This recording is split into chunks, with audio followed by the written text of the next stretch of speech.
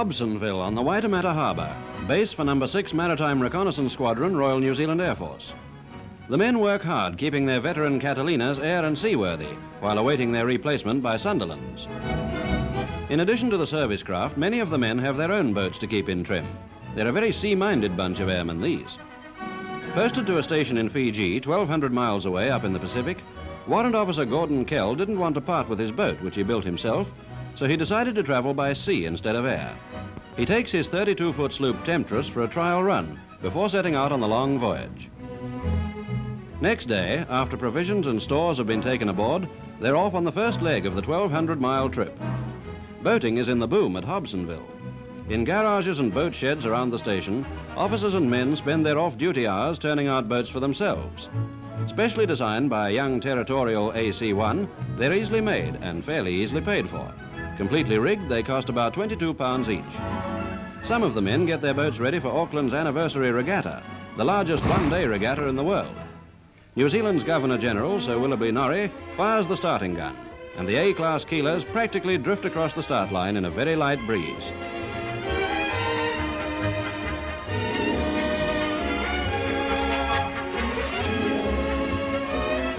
Hardly enough wind to fill the huge nylon spinnaker, but it doesn't worry the spectator-clad powerboats who weave amongst the haughty keelers. On this day, harbour ferrymasters have a job keeping to schedule, but they enter into the spirit of the day and cheerfully try to keep out of the way.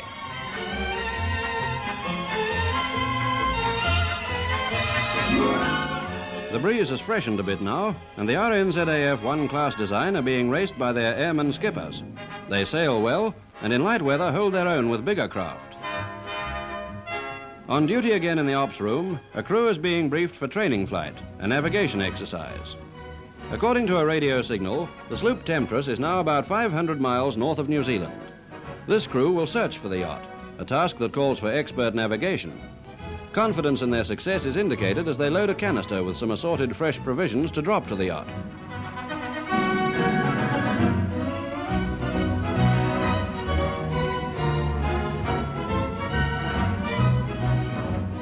Enthusiasm for yachting ties in very nicely with the work of a seaplane base, in this instance providing an excellent opportunity for practicing one of the squadron's main functions, air-sea rescue.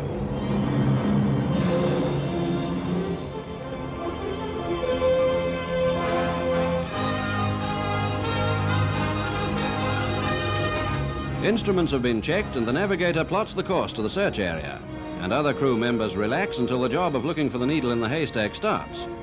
After several hours flying, they reach the center of the search area. In the blister, binoculars are focused on the glaring sea as the pilot takes the plane through a pattern of expanding sweeps.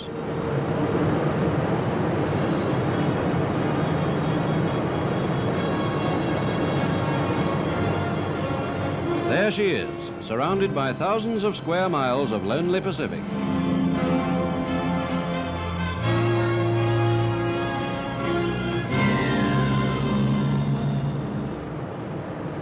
Just the fresh supplies to drop now before turning for home.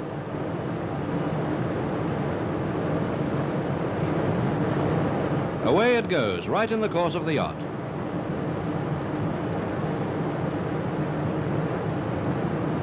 The Catalina turns and heads south for base, whilst Temptress noses her lonely way north to the Air Force station at Lauthala Bay in the Fiji Islands.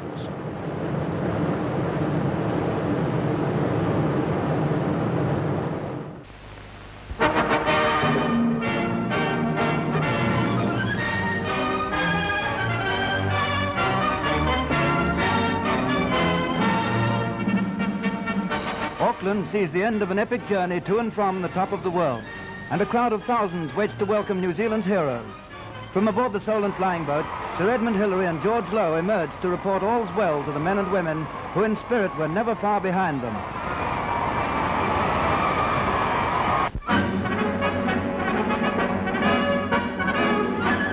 Wellington sees a new aircraft when the Solent flying boat Ararangi uses Evans Bay as a landing and takeoff area.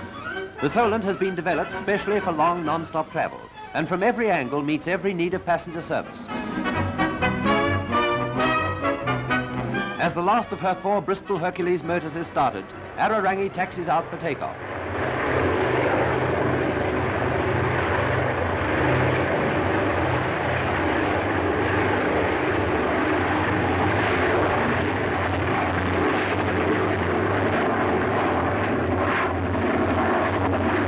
Inside, the roar of the 2,000 horsepower engines is silenced, and it's difficult to know just when the machine is airborne.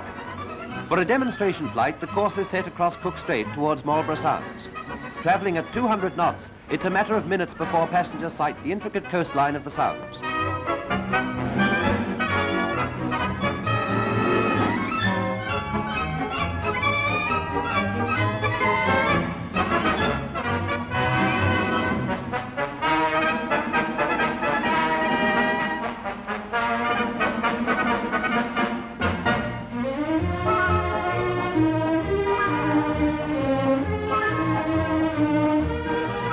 Navigational aids of the most advanced design ensure a maximum of safety.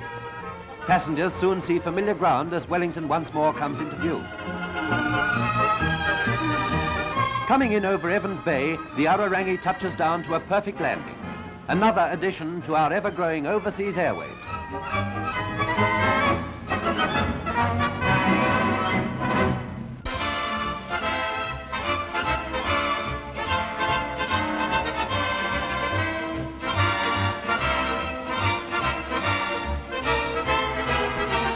At Evans Bay, Wellington, the 2.5-ton speedboat Redhead goes down the slipway for a trial run. Then southward, her owner is testing new propellers to raise the Australasian speed record.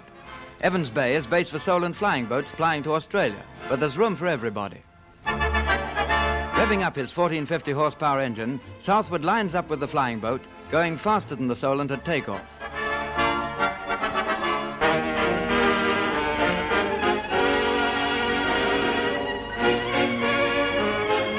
As the bus arrives at Mechanics Bay, Auckland, a flight stewardess on duty for the Tasman Empire Airways begins her working day. At 6 a.m., she reports to the flying boat base to make routine preparations before the takeoff at 8 o'clock. In the traffic office and control rooms, every detail for the day's Trans-Tasman flight is checked over. The Airways traffic officer computes the aircraft loading, and the flight stewardess notes the seating of passengers and receives her final instructions.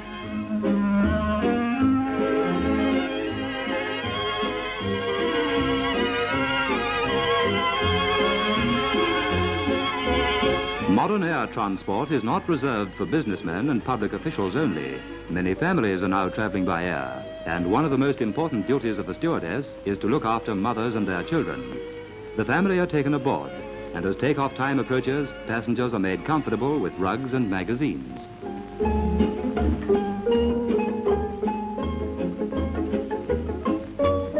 Loaded with mails, freight, a crew of 6 and 30 passengers, the powerful flying boat clears Auckland Harbour.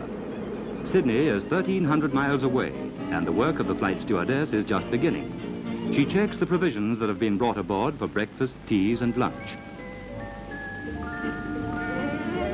As the aircraft gains altitude, she sees that every passenger is made comfortable.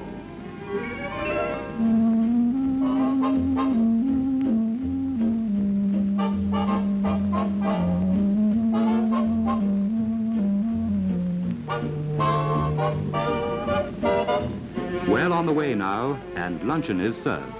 The flight stewardess has made an appetizing meal for passengers and crew. Every one of the 6 New Zealand girls who work as flight stewardesses for the Tasman Airways is well trained for her responsible job.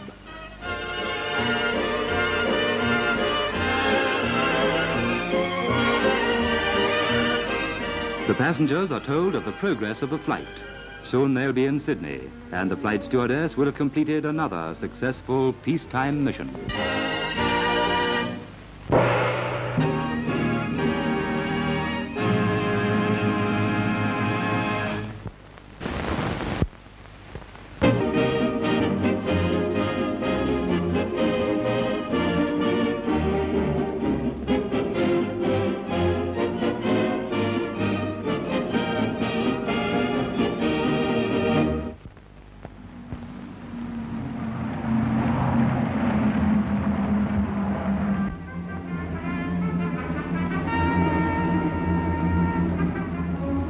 Auckland is the base for the Trans-Tasman Air Service, which runs 8 trips a week to Sydney with the big 30-passenger flying boats. At the company's headquarters in Mechanics Bay, tomorrow's plane is at the pontoon, its motors being checked for the flight. When the big planes waddle out of the water for their yearly check, they go up the harbour to Hobsonville. With wheels on, they're trundled into the hangar by a tractor.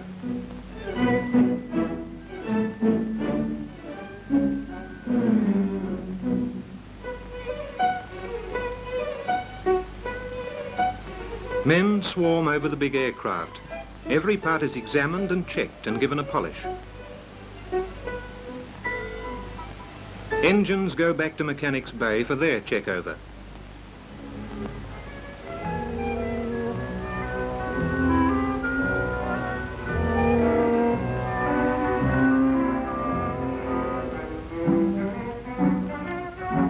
All the parts of an aeroplane engine, every part examined and measured and carefully gone over.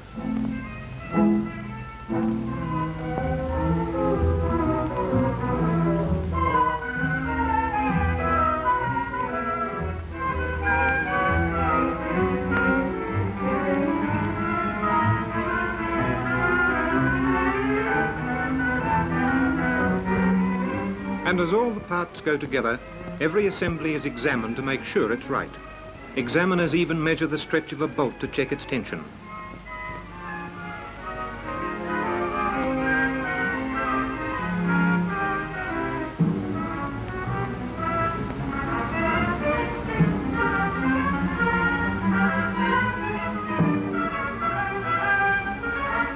As complex as an aeroplane engine is the rest of the organisation.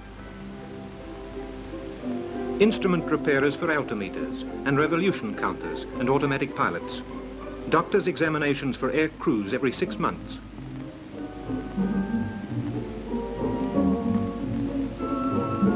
A navigation school and a link trainer, with every pilot getting blind flying instruction every month.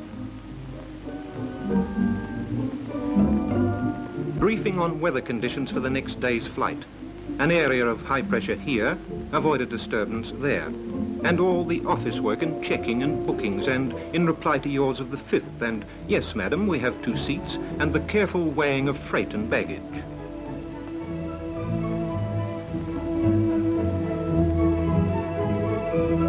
There are clerks and typists and chiefs and chefs. Chefs who prepare the meals to be eaten 6,000 feet over the Tasman.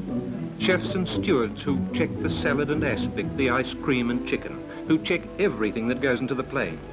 90 knives and 90 forks and 60 spoons, all to be checked. Checking the motors, checking a reconditioned engine in the test house. Start it up and run it for an 8-hour check.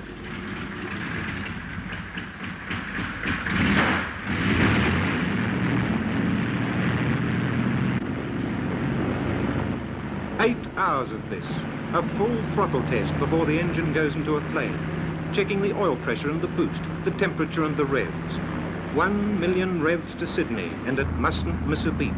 6,000 feet over the Tasman, 8 hours over the clouds.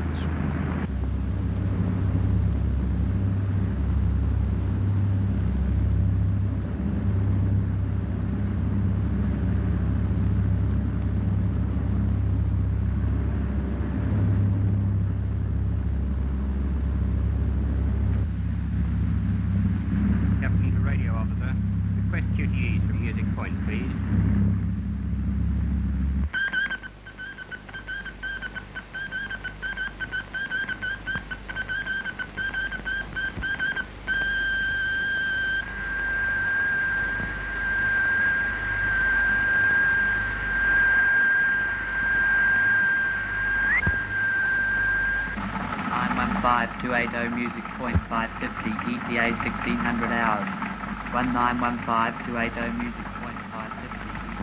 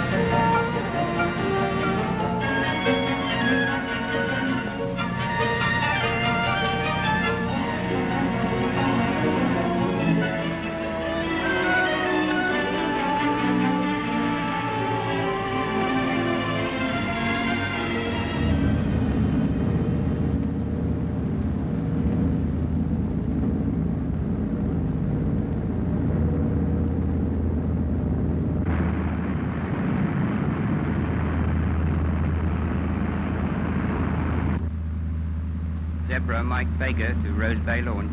Zebra Mike Baker to Rose Bay launch. Request landing instructions, please. Over.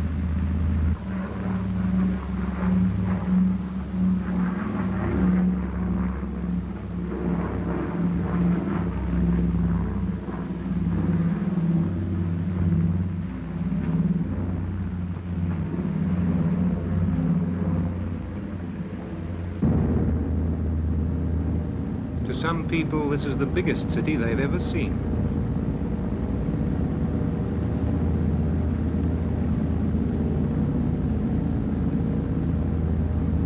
To some, it's just dropping into another collection of buildings and hotels, appointments and contracts.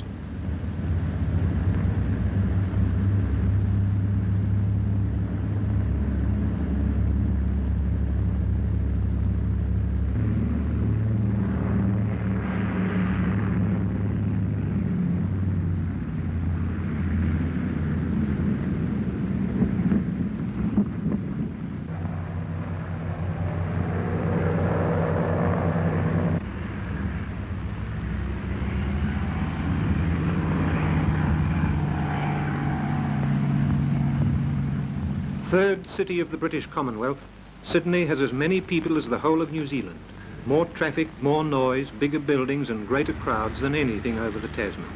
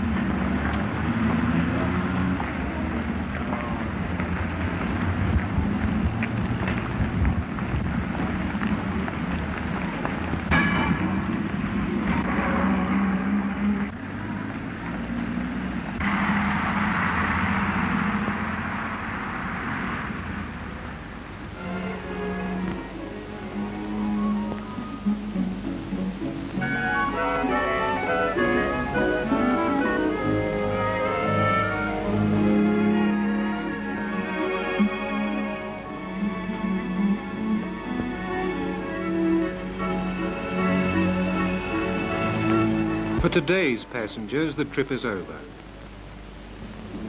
In the morning, the plane is starting back over the Tasman, leaving the bays and the big buildings, the bridge and the 2 million people.